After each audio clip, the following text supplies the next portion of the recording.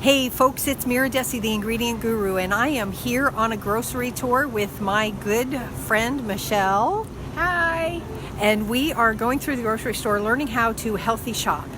While we were walking through the aisles, we saw something that just caught my eye and really made me stop, so I had to stop and tell you about it. Probiotic prunes. So my question is, what the heck is a probiotic prune? Now, one of the things I want to point out, remember we talk all the time about front of package labeling. So this says delivers active cultures 10 times more effectively than yogurt, and 1 serving a day supports immune and digestive health. Well, that sounds great, and that could be a good thing, but when I look at this, when I start looking at the ingredients here, we definitely have the prunes, which is wonderful.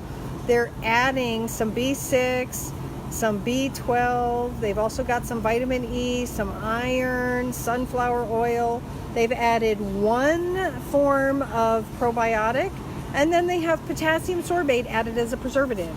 Potassium sorbate is not good for you, not a healthy choice, and not something that I would want to include in there. This is what is considered a fortified food. When we look at the label, they're claiming that if you eat their prunes, you are getting healthy bones because of all the things that they're adding. If you want to have prunes, my choice would be to consider getting something like a du Nord prune, which the only ingredient in it is pitted California prunes or dried plums. So that's definitely a healthier option. Now, Michelle had a question, so we're going to answer it on camera while we're here. She wanted to know if these dried cherries were good for you.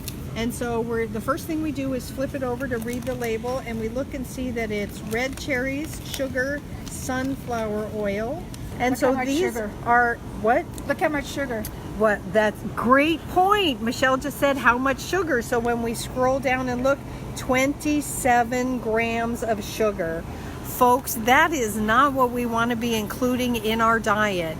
Now, as a little treat once in a while, perhaps to put on top of an ice cream sundae instead of a maraschino cherry that's loaded with massive amounts of artificial dye and preservatives and things like that, this could be a reasonable choice, but as an everyday snack, this is not a great choice. Much better to buy some cherries and eat them fresh and enjoy them as they are.